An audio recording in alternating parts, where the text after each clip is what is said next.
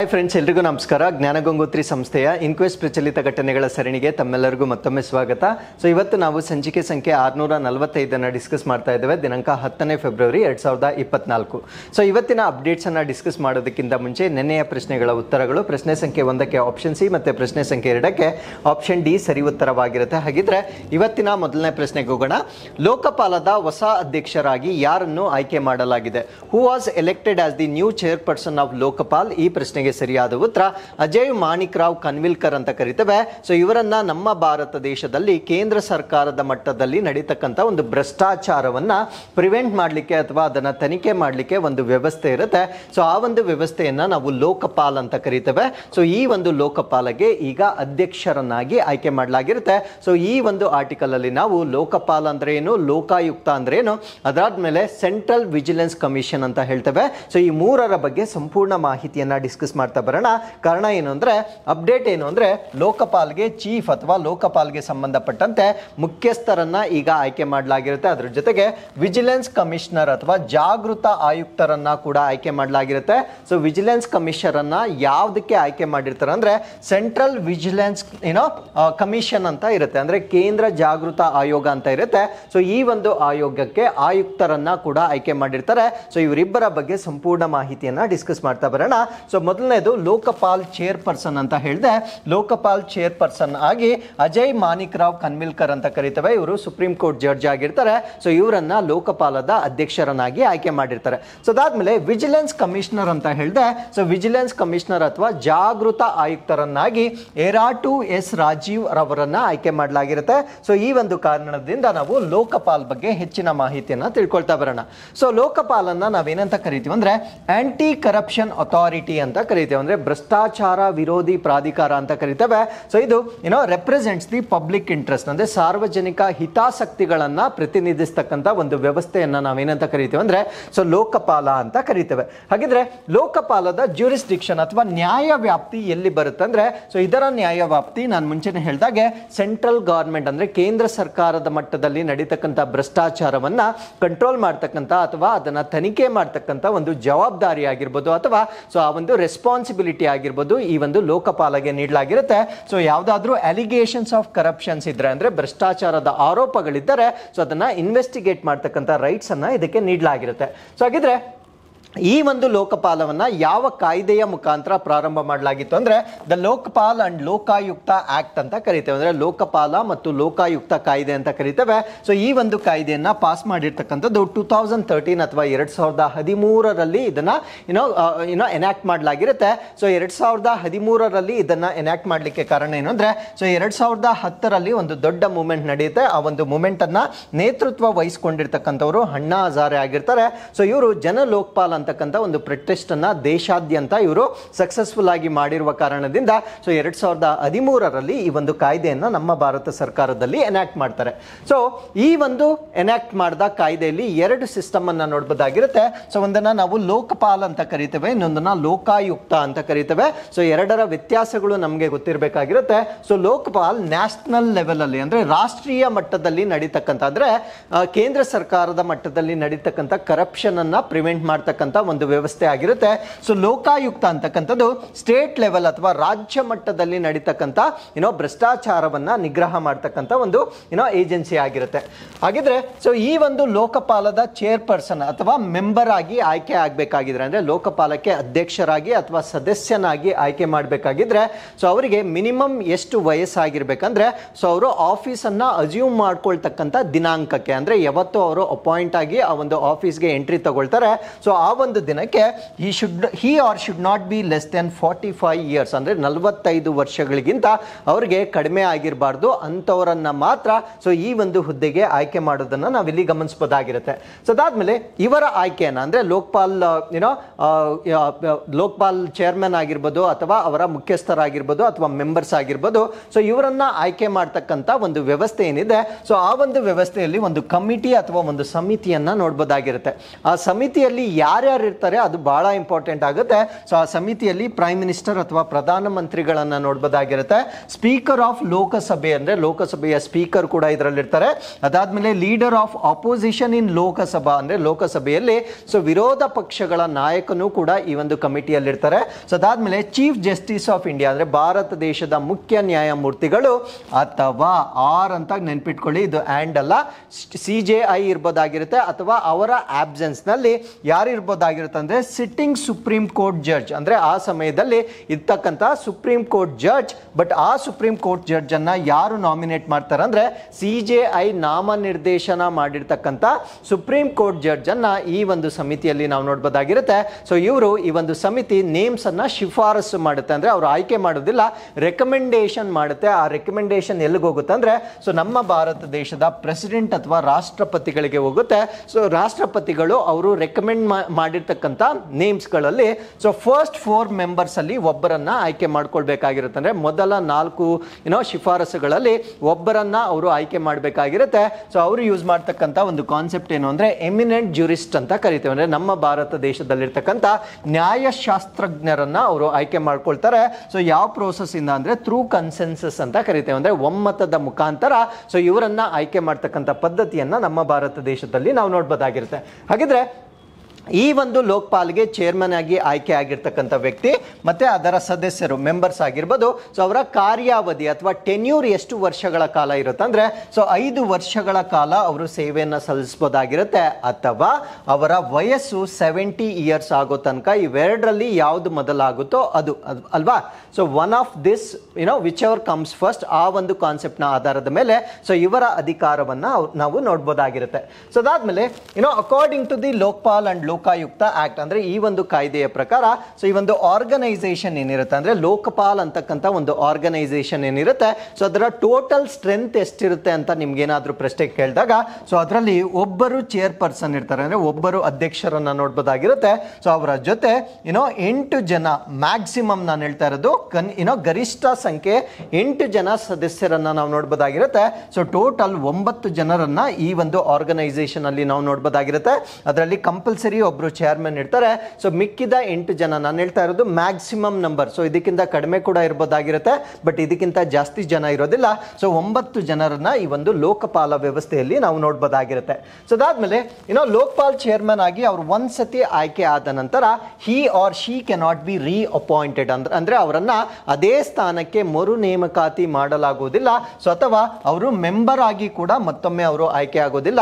So ಈ point ತುಂಬಾ important ಆಗಿರುತ್ತೆ. ಸೊ ಒಂದ್ಸತಿ ಎಲೆಕ್ಟ್ ಆದ್ಮೇಲೆ ಸೊ ಅವರನ್ನ ಲೋಕಪಾಲ ವ್ಯವಸ್ಥೆಗೆ ಮತ್ತೊಮ್ಮೆ ಆಯ್ಕೆ ಮಾಡದೇ ಇರತಕ್ಕಂತ ಒಂದು ಸಿಸ್ಟಮ್ ಅನ್ನ ನಾವು ನೋಡಬಹುದಾಗಿರುತ್ತೆ. ಸೊ ಇಷ್ಟೊತ್ತು ನಾವು ಲೋಕಪಾಲ್ ಬಗ್ಗೆ ತಿಳ್ಕೊಂಡಿದ್ವಿ. ಸೊ ಈಗ ಲೋಕಾಯುಕ್ತದ ಬಗ್ಗೆ ನಾವು ತಿಳ್ಕೊಳ್ಳೋದಾದ್ರೆ ನಾನು ಮುಂಚೆನೆ ಹೇಳಿದಾಗೆ ಲೋಕಾಯುಕ್ತ ಅಂತಕ್ಕಂಥದ್ದು ಸ್ಟೇಟ್ ಲೆವೆಲ್ ಅಲ್ಲಿ ಅಂದ್ರೆ ರಾಜ್ಯ ಸರ್ಕಾರದ ಮಟ್ಟದ ಭ್ರಷ್ಟಾಚಾರವನ್ನ ಪ್ರಿವೆಂಟ್ ಮಾಡ್ತಕ್ಕಂಥ ಒಂದು ಆರ್ಗನೈಸೇಷನ್ ಆಗಿರುತ್ತೆ. ಸೊ ಲೋಕಪಾಲದಲ್ಲಿ ಬರ್ತಕ್ಕಂಥ ಅಂದ್ರೆ ಲೋಕಾಯುಕ್ತದಲ್ಲಿ ಬರ್ತಕ್ಕಂಥ ಲೋಕಾಯುಕ್ತ ಮತ್ತೆ ಉಪ ಲೋಕಾಯುಕ್ತ ಅಂತ ಕರಿತೇವೆ. ಸೊ ಅವರನ್ನ ಆಯ್ಕೆ ಮಾಡ್ತಕ್ಕಂಥ ಒಂದು ರೆಸ್ಪಾನ್ಸಿಬಿಲಿಟಿ ಅಥವಾ ಅಧಿಕಾರವನ್ನ ಆ ರಾಜ್ಯದ ಗವರ್ನರ್ ಅಥವಾ ರಾಜ್ಯಪಾಲರಿಗೆ ಕೊಟ್ಟಿರ್ತಾರೆ. ಸೊ ರಾಜ್ಯಪಾಲರು ನೇರವಾಗಿ ಅವರನ್ನ ಆಯ್ಕೆ ಮಾಡೋದಿಲ್ಲ, ಅವ್ರಿಗೂ ಶಿಫಾರಸು ಮಾಡಲಿಕ್ಕೆ ಒಂದು ವ್ಯವಸ್ಥೆ ಇರುತ್ತೆ. ಸೊ ಆ ಒಂದು ಸಮಿತಿಯಲ್ಲಿ ನಾವು ಯಾರನ್ನ ನೋಡಬಹುದಾಗಿರುತ್ತೆ ಅಂದ್ರೆ chief justice of the state, ಆ ಒಂದು ಸ್ಟೇಟ್ ಅಲ್ಲಿ ಇರ್ತಕ್ಕಂಥ chief justice of the state high court ಅನ್ನ ನಾವು ನೋಡಬಹುದಾಗಿರುತ್ತೆ. ಅಂದ್ರೆ ಆ ರಾಜ್ಯದಲ್ಲಿರ್ತಕ್ಕಂಥ ರಾಜ್ಯ ಉಚ್ಚ ನ್ಯಾಯಾಲಯದ ಮುಖ್ಯ ನ್ಯಾಯಾಧೀಶರು ಕನ್ಸಲ್ಟೇಷನ್ ಮಾಡಬೇಕಾಗಿರುತ್ತೆ.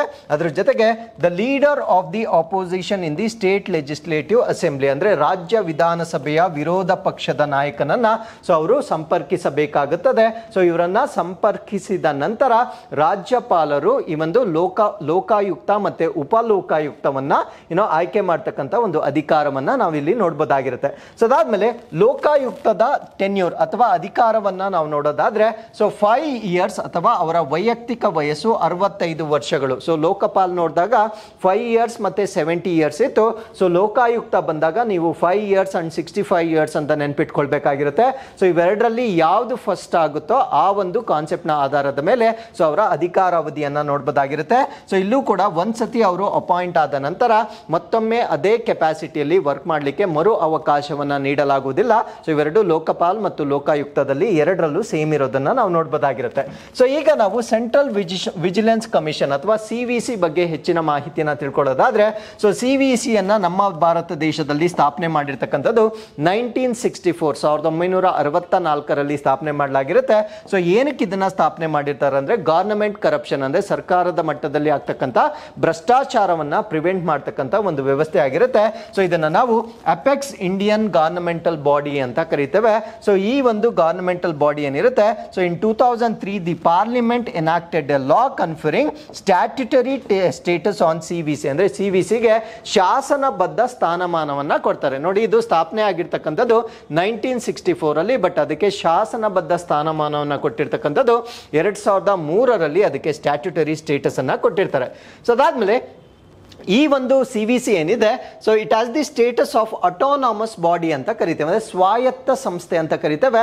ಸೊ ಯಾವುದೇ ಒಂದು ಸರ್ಕಾರದ ಒಂದು ಇಂಟರ್ವೆನ್ಷನ್ ಇದರಲ್ಲಿ ನಡೀಲಿಕ್ಕೆ ಅವಕಾಶ ಇರೋದಿಲ್ಲ.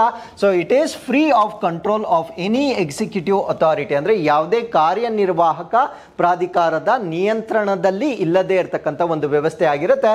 ಸೊ ಇದು ವೇರಿಯಸ್ ಫಂಕ್ಷನ್ಸ್ ಅನ್ನ ಮಾಡುತ್ತೆ ಗವರ್ನಮೆಂಟ್ ಕೆಪಾಸಿಟಿಯಲ್ಲಿ. For example, advising various authorities in central government organisations ಅಂದ್ರೆ ಕೇಂದ್ರ ಸರ್ಕಾರದ ಒಂದು ಸಂಸ್ಥೆಗಳಲ್ಲಿ ಇದು ಅಡ್ವೈಸರ್ಸ್ ಗಳನ್ನ ಕೊಡ್ತಕ್ಕಂಥ ಒಂದು ಜವಾಬ್ದಾರಿ ಇರುತ್ತೆ. ಅಂದ್ರೆ ಎಲ್ಲಾ ವಿಜಿಲೆನ್ಸ್ ಚಟುವಟಿಕೆಗಳನ್ನ ಸೊ ಇದು ಮೇಲ್ವಿಚಾರಣೆ ಮಾಡ್ತಕ್ಕಂಥ ಒಂದು ಜವಾಬ್ದಾರಿಯನ್ನ ಹೊಂದಿರುತ್ತೆ. ಪ್ಲಾನಿಂಗ್ ಆಗಿರ್ಬೋದು, ಎಕ್ಸಿಕ್ಯೂಷನ್ ಆಗಿರ್ಬೋದು, ರಿವ್ಯೂವಿಂಗ್ ಆಗಿರ್ಬೋದು, ಸೊ ಇವೆಲ್ಲವನ್ನ ಮಾಡ್ತಕ್ಕಂಥ ಒಂದು ರೆಸ್ಪಾನ್ಸಿಬಿಲಿಟಿಯನ್ನ CVC ಗೆ ಕೊಟ್ಟಿರ್ತಾರೆ. ಸೊ ಇದು ಪ್ರಮುಖವಾಗಿ ಗವರ್ನಮೆಂಟ್ ಆರ್ಗನೈಸೇಷನ್ಸ್ ಅಥವಾ ಸರ್ಕಾರಿ ಸಂಸ್ಥೆಗಳೇನಿರುತ್ತೆ, ಸೊ ಅದರಲ್ಲಿ ನಡೀತಕ್ಕಂಥ ಭ್ರಷ್ಟಾಚಾರಗಳನ್ನ ಪ್ರಿವೆಂಟ್ ಮಾಡ್ತಕ್ಕಂಥ ಒಂದು ವ್ಯವಸ್ಥೆಯಾಗಿ ನಾವು ಇದನ್ನ ನೋಡಬಹುದಾಗಿರುತ್ತೆ.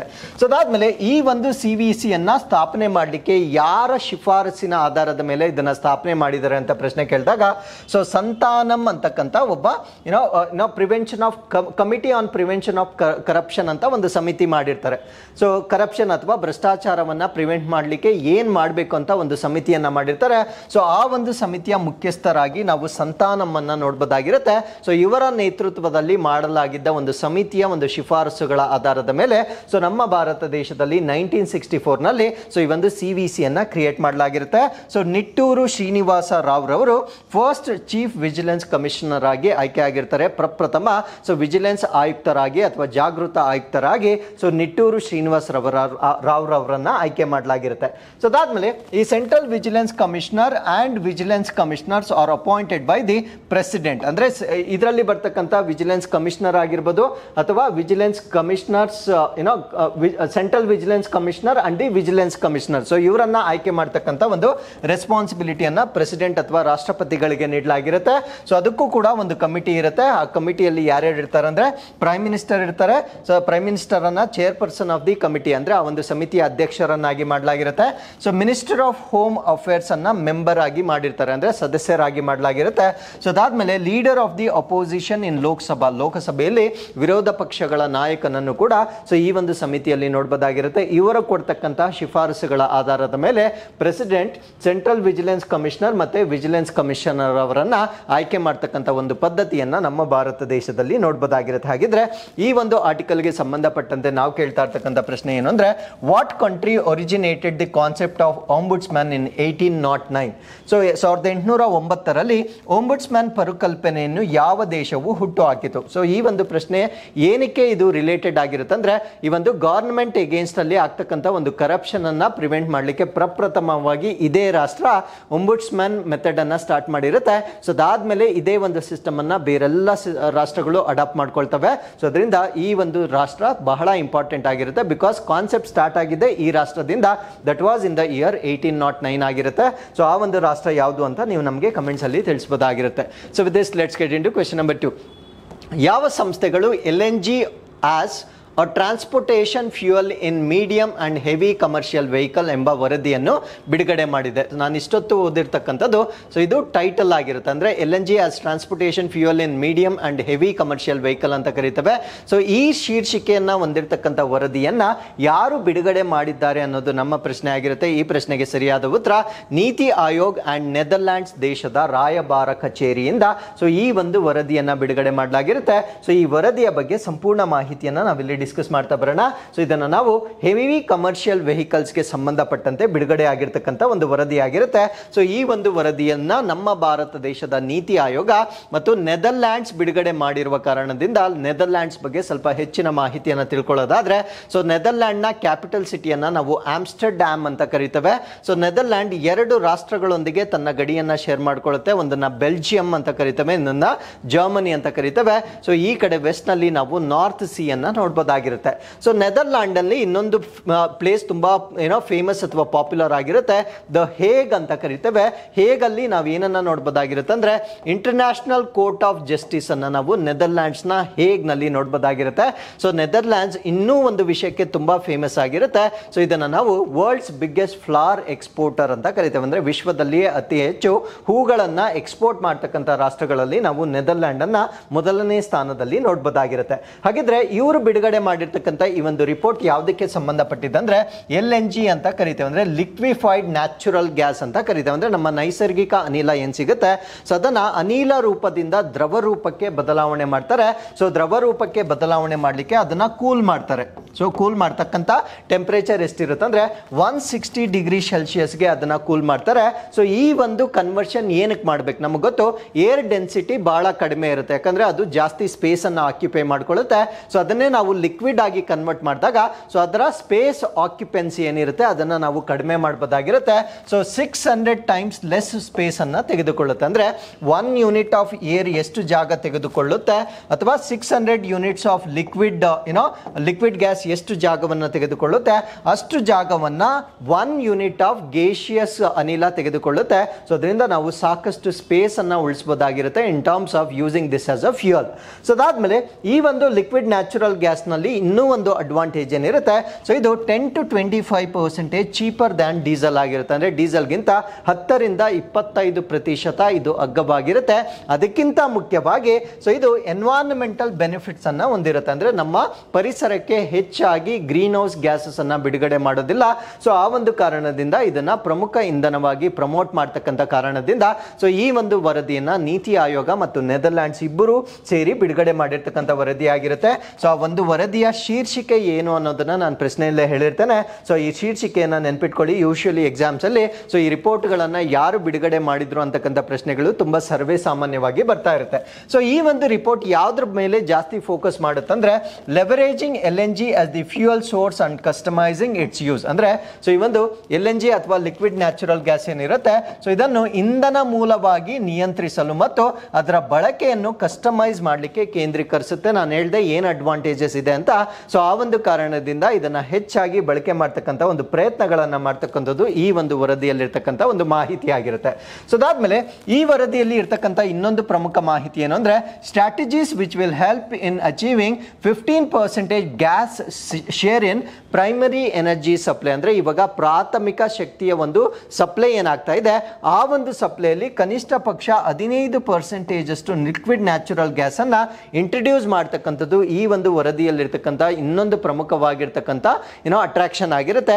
ಕಾರಣ ಏನು ಅಂದ್ರೆ ನಮ್ಮ ಭಾರತ ದೇಶದ ಗುರಿ 2070 ವೇಳೆಗೆ by 2070 we are suppose to achieve net zero. So ಈ ಒಂದು ನೆಟ್ ಝೀರೋವನ್ನ ಅಚೀವ್ ಮಾಡಬೇಕಾಗಿದ್ರೆ ಸೊ ಇವೆಲ್ಲ ಮೆಷರ್ಸ್ ಅನ್ನ ನಾವು ಕಂಪಲ್ಸರಿ ತೆಗೆದುಕೊಳ್ಬಹುದಾಗಿರುತ್ತೆ. ಬಿಕಾಸ್ ಪ್ರತಿಯೊಂದು ಮೆಷರ್ಸ್ ಅಲ್ಲೂ ಸ್ವಲ್ಪ ಗ್ರೀನ್ ಹೌಸ್ ಗ್ಯಾಸ್ ಅನ್ನ ನಾವು ರಿಡ್ಯೂಸ್ ಮಾಡಬಹುದಾಗಿರುತ್ತೆ. ಸೊ ಇದನ್ನ ನಾವು ಇಂಟಿಗ್ರೇಟೆಡ್ ಅಪ್ರೋಚ್ ಅಥವಾ ಕ್ಯುಮುಲೇಟಿವ್ ಅಪ್ರೋಚ್ ಅಂತ ಕರೀಬಹುದಾಗಿರುತ್ತೆ. ಸೊ ಇದು ಈ ಒಂದು ವರದಿಯಲ್ಲಿರ್ತಕ್ಕಂಥ ಪ್ರಮುಖವಾಗಿರ್ತಕ್ಕಂಥ ಒಂದು ಇನ್ಫಾರ್ಮೇಶನ್ ಆಗಿರುತ್ತೆ. So with this let's get into question number 3. PACE ಉಪಗ್ರಹದ ಕುರಿತು ಈ ಕೆಳಗಿನ ಹೇಳಿಕೆಗಳಲ್ಲಿ ಯಾವುದು ಸರಿ? Which of the following statements about the PACE satellite is true? So PACE satellite ನಾಸಾದವರು ಲಾಂಚ್ ಮಾಡಿರ್ತಕ್ಕಂಥ ಒಂದು ಉಪಗ್ರಹವಾಗಿರುತ್ತೆ. ಸೊ ಆ ಒಂದು ಉಪಗ್ರಹಕ್ಕೆ ಸಂಬಂಧಪಟ್ಟಂತೆ ಕೊಟ್ಟಿರ್ತಕ್ಕಂಥ ಹೇಳಿಕೆಗಳಲ್ಲಿ ಯಾವುದು ಸರಿ ಅನ್ನೋದು ನಮ್ಮ ಪ್ರಶ್ನೆ ಆಗಿರುತ್ತೆ. ಈ ಪ್ರಶ್ನೆಗೆ ಸರಿಯಾದ ಉತ್ತರ ಸೊ ಇದನ್ನು ಭೂಮಿಯ ಸಾಗರಗಳು ಮತ್ತು ವಾತಾವರಣ ಅಂದರೆ ನಮ್ಮ ವಾಯುಗೋಳವನ್ನು ಅಧ್ಯಯನ ಮಾಡುವುದು ಉಪಗ್ರಹದ ಪ್ರಾಥಮಿಕ ಉದ್ದೇಶವಾಗಿದೆ. The satellite's primary objective is to study Earth's oceans and atmospheres. ಅಂದರೆ ಭೂಮಿಯ ಮೇಲೆ ಇರ್ತಕ್ಕಂಥ ಸಾಗರಗಳನ್ನು ಮತ್ತೆ ವಾಯುಗೋಳವನ್ನು ಅಧ್ಯಯನ ಮಾಡ್ತಕ್ಕಂಥದ್ದು ಇದರ ಪ್ರಮುಖ ಉದ್ದೇಶವಾಗಿರುತ್ತೆ.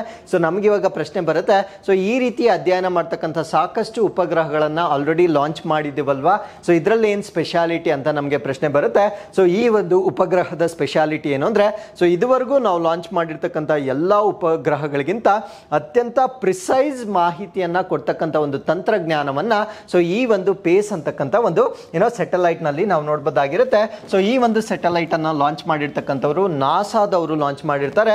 ಸೊ ಏನಕ್ಕೆ ಅಂದರೆ ವರ್ಲ್ಡ್ಸ್ ಓಷನ್ಸ್ ಅಂದರೆ ಪ್ರಪಂಚದಲ್ಲಿರ್ತಕ್ಕಂಥ ಸಾಗರಗಳನ್ನು ಮತ್ತು ವಾಯುಗೋಳ ಅಟ್ಮಾಸ್ಫಿಯರ್ ಅನ್ನು ಅಧ್ಯಯನ ಮಾಡ್ತಕ್ಕಂಥದ್ದು ಇದರ ಪ್ರಾಥಮಿಕ ಉದ್ದೇಶವಾಗಿರುತ್ತೆ. ಸೊ ಇದನ್ನು ಲಾಂಚ್ ಮಾಡಲಿಕ್ಕೆ ಅವರು ಬಳಕೆ ಮಾಡಿರ್ತಕ್ಕಂಥದ್ದು ಸ್ಪೇಸ್ ಎಕ್ಸ್ ವತಿಯಿಂದ ಲಾಂಚ್ ಆಗಿರ್ತಕ್ಕಂಥ ಒಂದು ಸ್ಯಾಟಲೈಟ್ ಆಗಿರುತ್ತೆ. ಸೊ ಪೇಸ್ ಅಂದರೆ ಏನು? ಸೊ ಇದರ ಫುಲ್ ಫಾರ್ಮ್ ಏನು ಅಂದರೆ ಪ್ಲಾಂಕ್ಟಾನ್ ಅಂದರೆ ಪ್ಲವಕಗಳು ಅಂತ ಕರೀತೇವೆ. ಸೊ ನೀರಿನಲ್ಲಿ ಬೆಳೀತಕ್ಕಂಥ ಜೀವಿಗಳನ್ನು ಸಸ್ಯಗಳನ್ನು, ಅದು ಜೂ ಪ್ಲಾಂಕ್ಟಾನ್ ಆದರೂ ಆಗಿರ್ಬೋದು, ಫೈಟೋ ಪ್ಲಾಂಕ್ಟಾನ್ ಆದರೂ ಆಗಿರ್ಬೋದು. ಜೂ ಪ್ಲಾಂಕ್ಟಾನ್ ಆದರೆ ಅದು ಪ್ರಾಣಿ ಆಗಿರುತ್ತೆ, ಫೈಟೋ ಪ್ಲಾಂಕ್ಟಾನ್ ಆಗಿದ್ರೆ ಅದು ಸಸ್ಯವಾಗಿರುತ್ತೆ. ಇವುಗಳ ಬಗ್ಗೆ ಅಧ್ಯಯನ ಮಾಡ್ತಕ್ಕಂಥದ್ದು.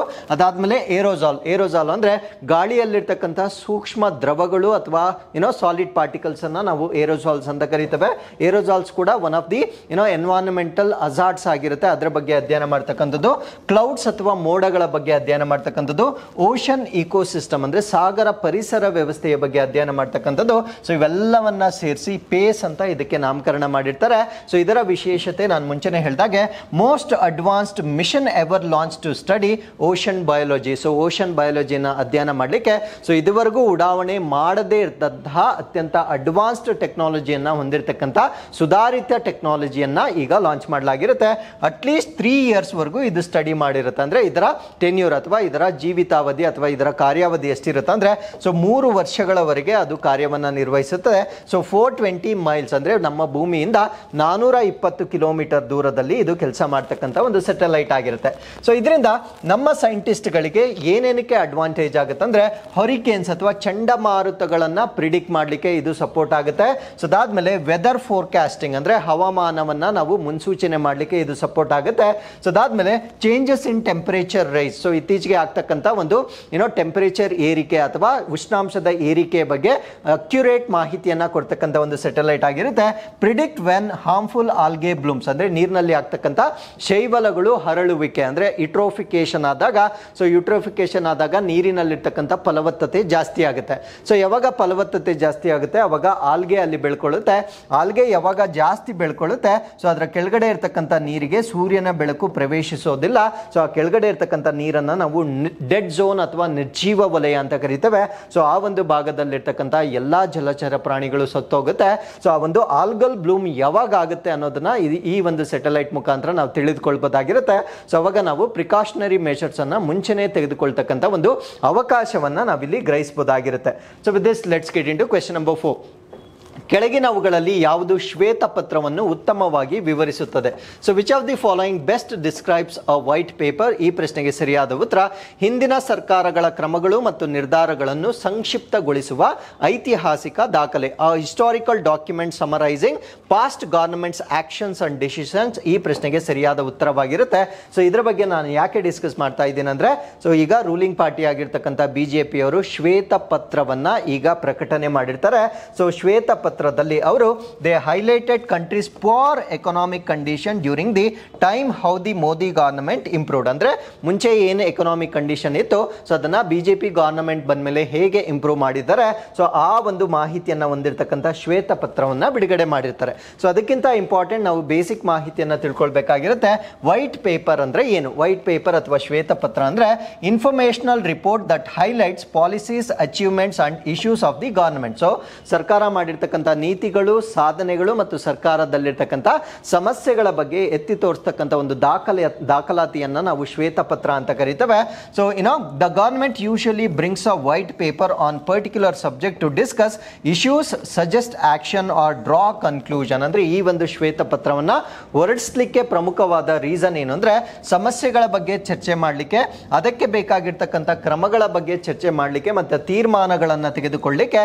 ಸೊ ಯಾವುದೇ ಒಂದು ನಿರ್ದಿಷ್ಟ ವಿಷಯ ವಿಷಯಕ್ಕೆ ಸಂಬಂಧಪಟ್ಟಂತೆ ಶ್ವೇತಪತ್ರವನ್ನು ಹೊರತಕ್ಕಂಥದ್ದು ಒಂದು ನಾರ್ಮ್ ಆಗಿರುತ್ತೆ. So with this let's get into question number 5. So IIT JEEಗಾಗಿ ಹಿಂದುಳಿದ ವಿದ್ಯಾರ್ಥಿಗಳಿಗೆ ಉಚಿತ ತರಬೇತಿಯನ್ನು ಒದಗಿಸುವ ಕಾರ್ಯಕ್ರಮವಾದ ಸೂಪರ್ 30ನ ಸಂಸ್ಥಾಪಕರು ಯಾರು? Who is the founder of Super 30, a programme that provides free coaching to under privilege students for IIT JEE. So ಈ ಒಂದು ವ್ಯಕ್ತಿಯ ಬಗ್ಗೆ ನಾನು ಯಾಕೆ ಡಿಸ್ಕಸ್ ಮಾಡ್ತಾ ಇದ್ದೀನಿ ಅಂದರೆ, ಸೊ ಇವರಿಗೆ ಪದ್ಮ ಪ್ರಶಸ್ತಿಯನ್ನು ಕೂಡ ನೀಡಲಾಗಿರುತ್ತೆ. ಮತ್ತು ಇವರಿಗೆ ಈಗ UAEಗೆ ಟ್ರಾವೆಲ್ ಮಾಡಲಿಕ್ಕೆ ಅಥವಾ ಅಲ್ಲಿ ನೆಲೆಸಲಿಕ್ಕೆ ಗೋಲ್ಡನ್ ಕಾರ್ಡ್ ಅನ್ನು ಕೊಟ್ಟಿರ್ತಾರೆ. ಆ ಒಂದು ಕಾರಣದಿಂದ ಈ ವ್ಯಕ್ತಿಯ ಬಗ್ಗೆ ನಾನು ಡಿಸ್ಕಸ್ ಮಾಡ್ತಾ ಇದ್ದೇನೆ. ಸೊ ಈ ಪ್ರಶ್ನೆಗೆ ಸರಿಯಾದ ಉತ್ತರ ಆನಂದ್ ಕುಮಾರ್. ಈ ಪ್ರಶ್ನೆಗೆ ಸರಿಯಾದ ಉತ್ತರವಾಗಿರುತ್ತೆ. ಇವರ ಬಗ್ಗೆ ನಾನು ಡಿಸ್ಕಸ್ ಮಾಡಲಿಕ್ಕೆ UAE grants golden visa. So UAE ಈಗ ಯುನೈಟೆಡ್ ಅರಬ್ ಎಮಿರೇಟ್ಸ್ ಈಗ ಸೊ ಇವರಿಗೆ ಗೋಲ್ಡನ್ ವೀಸಾವನ್ನ ಕೊಟ್ಟಿರುತ್ತೆ. ಸೊ UAEಯನ್ನ ನಾವಿಲ್ಲಿ ನೋಡ್ಬೋದಾಗಿರುತ್ತೆ. ಸೊ UAEಯ ಕ್ಯಾಪಿಟಲ್ ಸಿಟಿಯನ್ನ ನಾವು ಅಬುದಾಬಿ ಅಂತ ಕರಿತೇವೆ. ಸೊ ಇದು ಒಮನ್ ಮತ್ತೆ ಸೌದಿ ಅರೇಬಿಯಾ ಜೊತೆಗೆ ತನ್ನ ಬಾರ್ಡರ್ ಅನ್ನ ಶೇರ್ ಮಾಡ್ಕೊಳ್ಳುತ್ತೆ. ಸೊ ಇರಾನ್ ಮತ್ತೆ UAE ನಡುವೆ ಬರ್ತಕ್ಕಂಥ ಕೊಲ್ಲಿಯನ್ನ ನಾವು ಪರ್ಷಿಯನ್ ಗಲ್ಫ್ ಅಂತ ಕರಿಬೋದಾಗಿರುತ್ತೆ. ಸೊ ಈ ರಾಷ್ಟ್ರ ಈಗ ನಮ್ಮ ಭಾರತ ದೇಶದ ಸೂಪರ್ 30 ಫೌಂಡರ್ಗೆ ಗೋಲ್ಡನ್ ವೀಸಾವನ್ನ ಕೊಟ್ಟಿರುತ್ತೆ. ಸೊ ಅವರ ಹೆಸರು ನೆನ್ಪಿಟ್ಕೊಳ್ಳಿ, ಆನಂದ್ ಕುಮಾರ್ ಅನ್ನೋದು ಅವರ ಹೆಸರಾಗಿರುತ್ತೆ. ಸೊ ಈ ರೀತಿಯಾಗಿ ಪ್ರಮುಖವಾಗಿರ್ತಕ್ಕಂಥ ಶಾರುಖ್ ಖಾನ್, ಸಂಜಯ್ ದತ್ ಈ ತರ ಎಲೈಟ್ ಪೀಪಲ್ಗೆ ಕೊಟ್ಟಿರ್ತಕ್ಕಂಥ ಒಂದು ಗೋಲ್ಡನ್ ಕಾರ್ಡ್ ಅನ್ನ ಇವ್ರಿಗೂ ಕೂಡ ಕೊಟ್ಟಿರ್ತಾರೆ. ಸೊ ಅದಾದ್ಮೇಲೆ ಈ ಒಂದು ಗೋಲ್ಡನ್ ವೀಸಾವನ್ನ UAEಯಲ್ಲಿ ಇಂಟ್ರೊಡ್ಯೂಸ್ ಮಾಡಿರ್ತಕ್ಕಂಥದ್ದು 2019 ಇಂಟ್ರೊಡ್ಯೂಸ್ ಮಾಡಿರ್ತಕ್ಕಂಥ ಕಾನ್ಸೆಪ್ಟ್ ಆಗಿರುತ್ತೆ. ಸೊ ಯಾವ ಕ್ಷೇತ್ರಗಳಲ್ಲಿ ಸಾಧನೆ ಮಾಡೋರಿಗೆ ಈ ರೀತಿಯ ಗೋಲ್ಡನ್ ವೀಸಾವನ್ನ ಕೊಡ್ತಾರೆ ಅಂದ್ರೆ, ಸೈನ್ಸ್ ವಿಜ್ಞಾನ ಆಗಿರ್ಬೋದು, ನಾಲೆಜ್ ಜ್ಞಾನ, ಅದಾದ್ಮೇಲೆ ಕಲ್ಚರ್, ಅದಾದ್ಮೇಲೆ ಆರ್ಟ್. ಸೊ ಇವೆಲ್ಲ ಕ್ಷೇತ್ರಗಳಲ್ಲಿ ಸೊ ಸಾಧನೆ ಮಾಡ್ತಕ್ಕಂಥ ಬೇರೆ ರಾಷ್ಟ್ರದವರಿಗೆ ಕೊಡ್ತಕ್ಕಂಥ ಒಂದು ವೀಸಾ ಆಗಿರುತ್ತೆ. ಸೊ ಅದಾದ್ಮೇಲೆ ಈ ಒಂದು ವೀಸಾದಲ್ಲಿ ಈಗ ಅಕಾಡೆಮಿಕ್ ಸೆಕ್ಷನ್ಗೂ ಕೂಡ ಕೊಟ್ಟಿರ್ತಕ್ಕಂಥದ್ದು ಒಂದು ಬದಲಾವಣೆಯಾಗಿ ನಾವಿಲ್ಲಿ ನೋಡ್ಬೋದಾಗಿರುತ್ತೆ. ಸೊ ಅದಾದ್ಮೇಲೆ ಈ ಒಂದು ವ್ಯಕ್ತಿಯ ಬಗ್ಗೆ ನಾವೇನ್ ಮಾತಾಡ್ತಾ ಇದ್ದೇವೆ, ಸೊ ಅವರನ್ನ time magazines list of best Asia 2010 ನಲ್ಲಿ ಅವರ ಹೆಸರನ್ನ ಕೂಡ ನೋಂದಾಯಿಸಲಾಗಿರುತ್ತೆ ಅಥವಾ ಅವರ ಹೆಸರನ್ನ ಕೂಡ ಇನ್ಕ್ಲೂಡ್ ಮಾಡಲಾಗಿರುತ್ತೆ. So in 2023 he was awarded Padma Shri, the 4th highest civilian award of India. ಅಂದ್ರೆ ಭಾರತ ದೇಶದ 4ನೇ ಅತ್ಯುನ್ನತ ನಾಗರಿಕ ಪ್ರಶಸ್ತಿ ಆಗಿರ್ತಕ್ಕಂಥ ಪದ್ಮಶ್ರೀ ಪ್ರಶಸ್ತಿಯನ್ನ ಕೂಡ ಇವರಿಗೆ 2023 ನೀಡಲಾಗಿರುತ್ತೆ. So with this let's get into question number 6. ಪ್ರಧಾನಮಂತ್ರಿ ಶ್ರೀ ನರೇಂದ್ರ ಮೋದಿ ಅವರ ಅಧ್ಯಕ್ಷತೆಯಲ್ಲಿ ನಡೆದ ಕೇಂದ್ರ ಸಚಿವ ಸಂಪುಟದ ಯಾವ ದೊಡ್ಡ ಯೋಜನೆಯ ಅಡಿಯಲ್ಲಿ ಪ್ರಧಾನಮಂತ್ರಿ ಮತ್ಸ್ಯ ಕಿಸಾನ ಸಮೃದ್ಧಿ ಸಹ ಯೋಜನೆಯನ್ನ ಅನುಮೋದಿಸಲಾಗಿದೆ? ಅಂದ್ರೆ ಒಂದು ಸಬ್ ಸ್ಕೀಮ್ ಅಂತ ಕರಿತೇವೆ. ಇದನ್ನು ನಾವು ಪ್ರಧಾನಮಂತ್ರಿ ಮತ್ಸ್ಯ ಕಿಸಾನ್ ಸಮೃದ್ಧಿ ಸಹ ಯೋಜನಾ ಅಂತ ಕರಿತೇವೆ. ಸೊ ಈ ಒಂದು ಯೋಜನೆಯನ್ನ ಆಲ್ರೆಡಿ ಇದ್ದಂತಹ ಯಾವ ಯೋಜನೆ ಅಡಿಯಲ್ಲಿ ಲಾಂಚ್ ಮಾಡಲಾಯಿತು ಅಥವಾ ಅನುಮೋದನೆ ನೀಡಲಾಯಿತು ಅನ್ನೋದು ನಮ್ಮ ಪ್ರಶ್ನೆ ಆಗಿರುತ್ತೆ. ಈ ಪ್ರಶ್ನೆಗೆ ಸರಿಯಾದ ಉತ್ತರ ಪ್ರಧಾನಮಂತ್ರಿ ಮತ್ಸ್ಯ ಸಂಪದ ಯೋಜನೆ ಏನಿತ್ತು, ಸೊ ಇದರ ಅಡಿಯಲ್ಲಿ ಒಂದು ಉಪಯೋಜನೆಯನ್ನ ಸ್ಟಾರ್ಟ್ ಮಾಡಿರ್ತಾರೆ. ಸೊ ಈ ಒಂದು ಉಪಯೋಜನೆಯನ್ನ ನಾವೇನಂತ ಕರಿತೀವಿ ಅಂದ್ರೆ ಪ್ರಧಾನಮಂತ್ರಿ ಮತ್ಸ್ಯ ಕಿಸಾನ್ ಸಮೃದ್ಧಿ ಸಹ ಯೋಜನೆ ಅಂತ ಕರಿತೇವೆ. ಸೊ ಈ ಒಂದು ಯೋಜನೆಯನ್ನ ಎಲ್ಲಿಂದ ಎಲ್ಲಿವರೆಗೂ ಇಂಪ್ಲಿಮೆಂಟ್ ಮಾಡ್ತಾರೆ ಅಂದ್ರೆ 2023-24ನೇ ಸಾಲಿನಿಂದ 2026-27 ಅಂದ್ರೆ 4 ವರ್ಷಗಳವರೆಗೆ ಇಂಪ್ಲಿಮೆಂಟ್ ಆಗ್ತಕ್ಕಂಥ ಒಂದು ಯೋಜನೆ ಆಗಿರುತ್ತೆ. ಸೊ ಈ ಒಂದು ಸಬ್ ಸ್ಕೀಮ್ ಅನ್ನ ಲಾಂಚ್ ಮಾಡಲಿಕ್ಕೆ ಕಾರಣ ಏನು ಅಂದ್ರೆ ಫಾರ್ಮಲೈಸೇಷನ್ ಆಫ್ ಫಿಶಿಂಗ್ ಇಂಡಸ್ಟ್ರಿ ಅಂತ ಕರೀತಾರೆ. ಅಂದ್ರೆ ಈ ಒಂದು ಮೀನುಗಾರಿಕೆ ಉದ್ಯಮ ಏನಿರುತ್ತೆ, ಸೊ ಆ ಒಂದು ಉದ್ಯಮವನ್ನ ಕ್ರಮೇಣವಾಗಿ ಔಪಚಾರಿಕಗೊಳಿಸ್ತಕ್ಕಂಥದ್ದು ಈ ಒಂದು ಉಪಯೋಜನೆಯ ಒಂದು ಪ್ರಮುಖ ಉದ್ದೇಶವಾಗಿರುತ್ತೆ. ಅದಾದ್ಮೇಲೆ ಈ ಒಂದು ಫಿಶರಿ ಸೆಕ್ಷನ್ ಅಲ್ಲಿ ಇರ್ತಕ್ಕಂಥ ಸ್ಟೇಕ್ ಹೋಲ್ಡರ್ಸ್ ಏನಿರ್ತಾರೆ ಅವರಿಗೆ ಇನ್ಸ್ಟಿಟ್ಯೂಷನಲ್ ಫಿನಾನ್ಸಿಂಗ್ ಅಂದ್ರೆ ಸಾಂಸ್ಥಿಕವಾಗಿ ಅವರಿಗೆ ಹಣವನ್ನ ನೀಡ್ತಕ್ಕಂಥದ್ದು ಅಥವಾ ಲೋನ್ ಅನ್ನ ನೀಡ್ತಕ್ಕಂಥ ಒಂದು ವ್ಯವಸ್ಥೆಯನ್ನ ಇಂಟ್ರೊಡ್ಯೂಸ್ ಮಾಡ್ತಕ್ಕಂಥದ್ದು. ಸೊ ಅದಾದ್ಮೇಲೆ providing one time incentive for purchasing aquaculture insurance ಅಂದ್ರೆ ಆಕ್ವಾಕಲ್ಚರ್ ವಿಮೆಯನ್ನ ಪರ್ಚೇಸ್ ಮಾಡ್ತಕ್ಕಂಥ ಮೀನುಗಾರರಿಗೆ ಒನ್ ಟೈಮ್ ರಿಯಾಯಿತಿಯನ್ನ ಕೊಡ್ತಕ್ಕಂಥದ್ದನ್ನ ಈ ಒಂದು ಬದಲಾವಣೆಯಲ್ಲಿ ಅಥವಾ ಉಪ ಸ್ಕೀಮ್ ನಲ್ಲಿ ನಾವು ನೋಡಬಹುದಾಗಿರುತ್ತೆ. ಸೊ ಅದ್ರ ಜೊತೆಗೆ performance grants for adoption and expansion of fish and fishery product safety ಅಂದ್ರೆ ಈ ಒಂದು ಫಿಶರಿ ಪ್ರಾಡಕ್ಟ್ ಸೇಫ್ಟಿಗೆ ಸುರಕ್ಷತೆಗೆ ಸಂಬಂಧಪಟ್ಟಂತೆ ಸೊ ಅಡಾಪ್ಷನ್ಸ್ ಇದ್ದಾಗ ಗ್ರಾಂಟ್ಸ್ ಅನ್ನ ನೀಡ್ತಕ್ಕಂಥದ್ದು ಅಂದ್ರೆ ಅನುದಾನಗಳನ್ನ ನೀಡ್ತಕ್ಕಂಥದ್ದು. ಅದ್ರ ಜೊತೆಗೆ including creation and maintenance of jobs ಅಂದ್ರೆ ಉದ್ಯೋಗಗಳನ್ನ ಸೃಷ್ಟಿ ಮಾಡ್ತಕ್ಕಂಥದ್ದು. ಸೊ ಅದಾದ್ಮೇಲೆ ಅದನ್ನ ನಿಯಂತ್ರಣ ಮಾಡ್ತಕ್ಕಂಥದ್ದು. ಸೊ ಇವೆಲ್ಲ ಕಾಂಪೊನೆಂಟ್ಸ್ ಅನ್ನ ನಾವು ಈ ಒಂದು ಉಪಯೋಜನೆಯಲ್ಲಿ ನೋಡಬಹುದಾಗಿರುತ್ತೆ. So with this let's get into question number 7. ಯಾವ ಕಂಪನಿಯು ಸ್ಥಳ ತಂತ್ರಜ್ಞಾನದಲ್ಲಿ ಪರಿಣಿತಿಯನ್ನು ಹೊಂದಿದೆ ಮತ್ತು 2023ರಲ್ಲಿ ಲಂಡನ್ ಅತ್ಯಂತ ನಿಧಾನವಾದ ಸಂಚಾರ ದಟ್ಟಣೆಯನ್ನು ಹೊಂದಿದೆ ಎಂದು ಸೂಚಿಸುವ ಇತ್ತೀಚಿನ ವರದಿಯನ್ನು ಒದಗಿಸಿದೆ. So which company specialises in location technology and provided recent report indicating that London had the slowest traffic in 2023. So ಈ ಪ್ರಶ್ನೆಗೆ ಸರಿಯಾದ ಉತ್ತರ ಟಾಮ್ ಅಂತಕ್ಕಂಥ ಒಂದು ಸಂಸ್ಥೆ ಈ ಒಂದು ಹೈಯೆಸ್ಟ್ ಟ್ರಾಫಿಕ್ ಇರತಕ್ಕಂಥ ನಗರಗಳನ್ನು ವಿಶ್ಲೇಷಣೆ ಮಾಡಿ ಸೊ ಎಲ್ಲಿ ಅತ್ಯಂತ ಹೆಚ್ಚಿನ ಸಂಚಾರ ದಟ್ಟಣೆ ಇದೆ ಅಂತಕ್ಕಂಥ ಒಂದು ರಿಪೋರ್ಟ್ ಅನ್ನು ಬಿಡುಗಡೆ ಮಾಡಿದೆ. ಸೊ ಈ ಒಂದು ರಿಪೋರ್ಟ್ ನ ಪ್ರಕಾರ ಲಂಡನ್ ಅನ್ನ ನಾವು ಅತ್ಯಂತ ಹೆಚ್ಚಿನ ಸಂಚಾರ ದಟ್ಟಣೆ ಹೊಂದಿರತಕ್ಕಂಥ ನಗರವಾಗಿ ನೋಡಬಹುದಾಗಿರುತ್ತೆ. ಸೊ 10 ಕಿಲೋಮೀಟರ್ ಟ್ರಾವೆಲ್ ಮಾಡಲಿಕ್ಕೆ ಆವರೇಜ್ ಟೈಮ್ 37 ಮಿನಿಟ್ಸ್ ಅನ್ನ ತೆಗೆದುಕೊಳ್ತಾರೆ. ಸೊ ಈ ಪಟ್ಟಿಯಲ್ಲಿ ಟಾಪ್ 10 ಅಲ್ಲಿ ನಮ್ಮ ಭಾರತ ದೇಶದ 2 ನಗರಗಳನ್ನು ನೋಡಬಹುದಾಗಿರುತ್ತೆ. ನಂಬರ್ 6 ಮತ್ತೆ ನಂಬರ್ 7 ಪೊಸಿಷನ್ ಅಲ್ಲಿ ನಾವು ನೋಡಬಹುದಾಗಿರುತ್ತೆ. ನಂಬರ್ 6 ಪೊಸಿಷನ್ ಅಲ್ಲಿ ನಾವು ಬೆಂಗಳೂರನ್ನ ನೋಡಬಹುದು. ಸೊ ಇವರ ಒಂದು ಸರ್ವೆ ಪ್ರಕಾರ ಬೆಂಗಳೂರಿನಲ್ಲಿ 10 ಕಿಲೋಮೀಟರ್ ಟ್ರಾವೆಲ್ ಮಾಡಲಿಕ್ಕೆ ಆವರೇಜ್ ಟೈಮ್ ಅನ್ನು ನಾವು 28 ಮಿನಿಟ್ಸ್ ಅನ್ನು ತೆಗೆದುಕೊಳ್ತೇವೆ. ಸೊ ಅದೇ ಪುಣೆಯಲ್ಲಿ 10 ಕಿಲೋಮೀಟರ್ಸ್ ಅನ್ನು ಟ್ರಾವೆಲ್ ಮಾಡಲಿಕ್ಕೆ 27 ಮಿನಿಟ್ಸ್ 50 ಸೆಕೆಂಡ್ಗಳನ್ನು ತೆಗೆದುಕೊಳ್ತೇವೆ. ಸೊ ಈ ಒಂದು ಕಾರಣದಿಂದ ಬೆಂಗಳೂರು ಮತ್ತು ಪುಣೆ ಕ್ರಮವಾಗಿ 6ನೇ ಮತ್ತು 7ನೇ ಸ್ಥಾನದಲ್ಲಿರ್ತಕ್ಕಂಥ ನಗರಗಳಾಗಿರ್ತವೆ. ಸೊ ಈ ಒಂದು ವರದಿಯನ್ನು ನಾವು ಸ್ಲೋಯೆಸ್ಟ್ ಟ್ರಾಫಿಕ್ ಇನ್ 2023 ಅಂತ ಕರಿತೇವೆ. ಸೊ ಇದರಲ್ಲಿ ಮೊದಲನೇ ಸ್ಥಾನದಲ್ಲಿರ್ತಕ್ಕಂಥ ನಗರ ಲಂಡನ್ ಆಗಿರುತ್ತೆ. So London 14 kilometres per hour. London ಅಲ್ಲಿ 1 ಅವರ್ ಅಲ್ಲಿ ಕೇವಲ 14 ಕಿಲೋಮೀಟರ್ಸ್ ಅಷ್ಟೇ ಟ್ರಾವೆಲ್ ಮಾಡ್ತಕ್ಕಂಥ ಒಂದು ಸಾಧ್ಯತೆ ಇರುತ್ತೆ. ಸೊ ಇವರು 387 ಸಿಟೀಸ್ ಗಳಲ್ಲಿ ಈ ಒಂದು ಸರ್ವೆಯನ್ನ ಮಾಡಿರ್ತಾರೆ. ಸೊ 55 ದೇಶಗಳಲ್ಲಿ ಮಾಡಿರ್ತಕ್ಕಂಥ ಒಂದು ಸರ್ವೆಯ ಪ್ರಕಾರ ನಮ್ಮ ಭಾರತ ದೇಶದ ಬೆಂಗಳೂರು ಮತ್ತು ಪುಣೆ ಟಾಪ್ 10 ಅಲ್ಲಿ ಇರ್ತಕ್ಕಂಥದ್ದನ್ನ ನಾವು ನೋಡಬಹುದಾಗಿರುತ್ತೆ. ಸೊ ಟಾಪ್ 10 ಅಲ್ಲಿ ಇರ್ತಕ್ಕಂಥ ಎಲ್ಲ ರಾಷ್ಟ್ರಗಳ ಪಟ್ಟಿಯನ್ನ ಮತ್ತೊಮ್ಮೆ ಇಲ್ಲಿ ಕೊಟ್ಟಿರ್ತೇವೆ. You can just go through the information. So ಇಲ್ಲಿಗೆ ಇವತ್ತಿನ ಎಲ್ಲ ಪ್ರಚಲಿತ ಘಟನೆಗಳು ಕಂಪ್ಲೀಟ್ ಆಗಿರುತ್ತೆ. ಸೊ ಮತ್ತೊಮ್ಮೆ ನಾಳಿನ ಅಪ್ಡೇಟ್ಸ್ ನೊಂದಿಗೆ ನಾನು ನಿಮ್ಮನ್ನ ಭೇಟಿ ಆಗ್ತೇನೆ. ಸೊ ಅಲ್ಲಿವರೆಗೂ keep reading and take care of your self. So ಅದಕ್ಕಿಂತ ಮುಂಚೆ ಸೊ ಈ ಪ್ರಶ್ನೆಗಳನ್ನು ಆನ್ಸರ್ ಮಾಡಿ. ಸೊ ವಿಡಿಯೋನ ಪಾಸ್ ಮಾಡಿ ಪ್ರಶ್ನೆ ಸಂಖ್ಯೆ 1 ನೋಡ್ಕೊಳ್ಳಿ. ಸೊ ಅದಾದ್ಮೇಲೆ ಪ್ರಶ್ನೆ ಸಂಖ್ಯೆ 2 ಇರುತ್ತೆ. ಸೊ 2 ಪ್ರಶ್ನೆಗಳಿಗೆ ಉತ್ತರಗಳನ್ನು ನೀವು ಕಮೆಂಟ್ಸ್ ಅಲ್ಲಿ ತಿಳಿಸಬಹುದಾಗಿರುತ್ತೆ. So thanks for watching. Once again I will meet you tomorrow with tomorrow's updates. Till then keep reading, take care of yourself. Thank you.